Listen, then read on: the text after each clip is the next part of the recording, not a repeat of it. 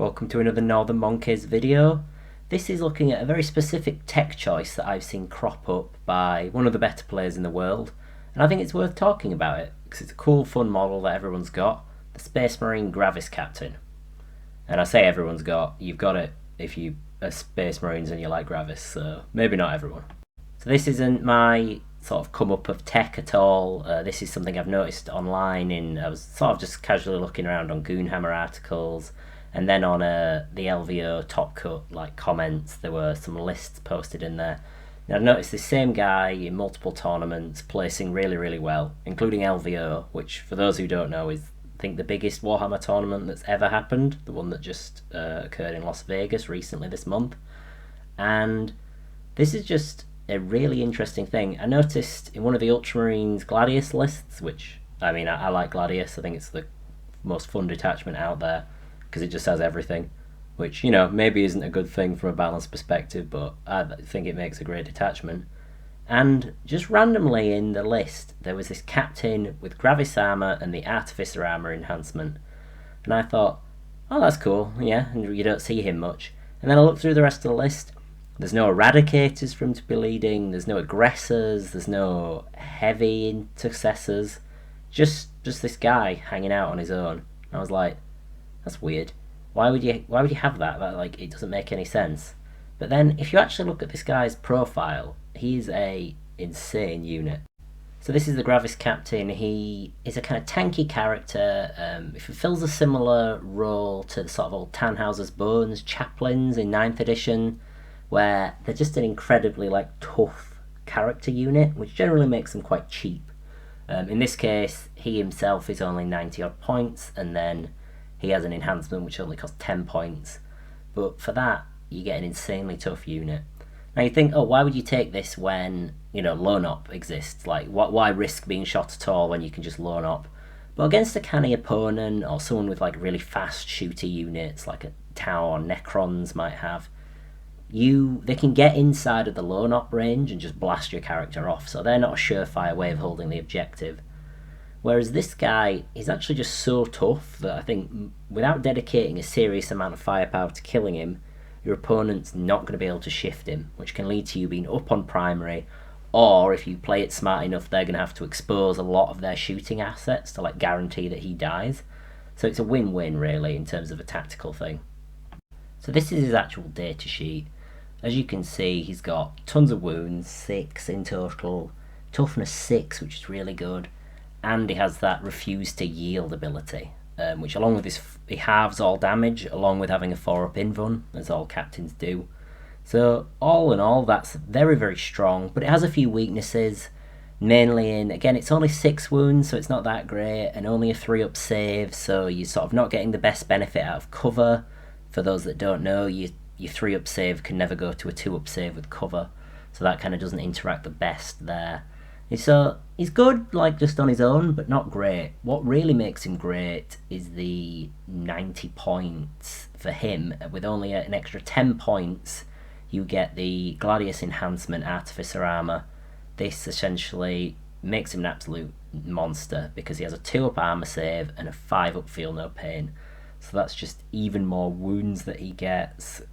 The 6 wounds means that on average he's going to shrug 2 more wounds through the feel no pain, which then could be another shrug, so he kind of goes up into the realm of having 9 wounds. And with you halving all damage, it's just going to take an insane amount of firepower to put this guy down. And I think in terms of doing some actual math, we'll look at that in a minute, this guy is just really tough. And don't forget, of course, his Rites of Battle ability. He can do a stratagem for free, which means you can Armour of Contempt with this guy against an activation, so any AP1 or even AP2 stuff if you'll have cover. He has a 2-up armor save against that, really, really good. And he can also just reroll an invuln. If your opponent gets a really dangerous shot through, just free command point reroll. So it's very self-contained, this datasheet. It's not relying on any other factors to make him tough. He is just an absolute fridge, and just incredibly sort of awkward for your opponent to take down. So yeah, all kind of heavy weapons fire suffers into shooting this guy. If it's flat 4 damage, from a Necron Doomsday arc, then it's got all that really high AP and that damage, but then he has a 4-up invuln, so like half of the shots that get through just gets eaten up by his invuln, and then half of the damage from those gets reduced, so it's down to 2 damage from 4, and then he's got Shrug. So like a weapon that can like one-shot huge vehicles like the Doomsday Arc, like it's got so many factors in making this guy hard to kill, even if he stood on an objective. Star Shatter's one of the like more killy detachments out there. That's the Necron vehicle one. So that's really cool that he just gets that sheer tankiness. And again, like I've said, any AP 1 shots with AOC, they just become AP 0, so he's got a 2-up armor save. Those are all just going to bounce off him. He's got a really big base, so if he can tow cover and be on the objective, he can potentially, again, reduce even AP 2 stuff down to AP 0. So he's going to have a 2-up save against those. And even having a 3-up save can be really, really good. You know, if natural AP 2 stuff, if he's got cover, they only reduce him to a 3-up save. So he's sort of laughing against things like that. And he can always fall back on his invuln and his feel no pain if he needs to. And he halves damage. Now this is obviously not a realistic scenario, but say it takes 20 Hellblasters that have to sort of get lucky to kill this guy. And for those that don't know, 20 Hellblasters is that's 40 plasma gunshots essentially going into this guy. And even then they barely kill him. Like they'll probably have to have some of them die to their own overcharge and then shoot on death. So that's just how tough this guy is. They just stood out in the open on an objective. Now the maths obviously gets weird if there's Oath of Moment on him, but if your opponent's Oath of Moment to killing this like 100-point character, then yeah, you're probably pretty happy. So the durability on this guy for 100 points is just absolutely insane, and it puts a lot of other units in the game to shame. Like he's probably tougher than whole squads of Terminators. It's just crazy. So the general basis for this tech is a very cheap character with a focus on an unusual style of durability. In this case, it's that half damage. They also have a small footprint, so they're easy to kind of put behind ruins if you don't want them getting shot at all. And their own damage doesn't matter. Like, sure, this guy can still hand out like 6 Power Fist attacks, but it's nothing like crazy. It's more about that durability and the ability to like stand out there and score primary, and score those secondary missions that require him to survive your opponent's turn. I think that is a really good like use for this guy of just being like, yeah, I'm going to stand here and I'm going to sabotage this building, and sure, you can try and shoot me, but it's going to take a hell of a lot more than it should do to kill a 100-point unit firing into him. So he's really, really good for that. I did have a think about other Space Marine detachments, like the Ironstorm Spearhead can give him a 4-up Feel No Pain, which is obviously really good. The Liberator Assault Group, he can auto 6 one of his saves to get rid of like a really big shot from like a Melter, which does get around his half damage. Don't forget, it's like with Catan for Necrons, the Melter damage adds after he's halved the damage, so Melter are quite good against him. And Vanguard Spearhead, they can give him an enhancement for stealth and lone op. But that made me think the reason that this is so good is because the one 10-point enhancement, that Artificer Armor, not only does it give him that 5-up Feel No Pain, it also gives him a 2-up save, which I think is super key to this guy, because you can't really chip him with like 1 damage shots, which get around his half damage obviously, because most 1 damage shots are going to have relatively low AP.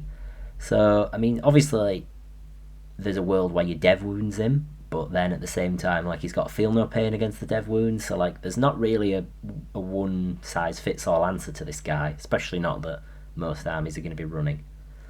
And I think if you're trying to, I think this is a Gladius specific thing. I think in the other detachments you're probably better off just with the Combi Weapon Lieutenant, who's a great unit. You know, you can run both of these together. I don't think that's a bad idea at all, and just kind of play around with how you use them and try and use them smart.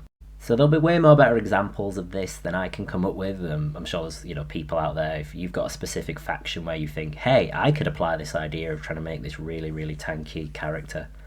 A few that I found that are kind of notable, and not all of these are just ones I've found, they're ones that have been pointed out by like friends or other community members. The Awakened Dynasty Necron Lord, he has a 2-up armor save built in, so he's pretty tough. He has -1 damage all the time. It's really nice, and you can give him an enhancement for a 4-up Feel No Pain. Now the 2-up damage, the -1 damage versus half damage, it's not an exact comparison, but I definitely think like that's quite good. That's a tough profile on that Necron Lord, and he's not too expensive, just to have him sort of hanging out on his own. Uthar the Destined from Votan. Votan don't have a lot of data sheets. You need to get the most that you can out of them. And Uthar's really cool. All damage becomes 1 damage, which is a really, really nice sort of ability that he has. So, I mean, he's good enough. Like, he can, against like really high value shots, like say Vindicators are shooting at you or whatever. Like, it's pretty good against that, but he doesn't have the best armor save or the most amount of wounds, so maybe he's not worth it. But I think in certain matchups, Uthar might actually be quite cool. Chaos Space Marines can do probably one of the closest impressions to the Gravis Captain. In Fellhammer, they get their Terminator Lord, who has a 2-up save, and he halves damage. He has the identical abilities to the Gravis Captain. He halves damage, does a free strat. He always has -1 to wound in shooting for being Fellhammer if your opponent's got higher strength than your toughness. So he's pretty durable there. And you can give him an enhancement that lets you blanker damage once per turn. So I think that's really, really good. Of course, I feel like the Gravis Captain is just a little better than all of these, but the Fellhammer Terminator Lord does have deep strike, so he can come in and do those actions a little easier. I definitely I'm trying to learn Fellhammer and sort of get better at that list, so I genuinely think it's a cool idea. That I need to test out. Just need to find a time to play it, really. And the Flyblown Host, I played a game against Flyblown Host, and a Chaos Lord with the enhancement that regens all of his wounds. That was really, really funny. I really struggled to kill that guy. He became like a real puzzle when in the late game. So, I mean, you get the stealth ability for being in that detachment, and a Lord of Contagion is 2-up armor save, 4-up invuln, loads of wounds, and he regains all of those wounds with the enhancement at the end of each phase. I don't know, maybe that's worth thinking about.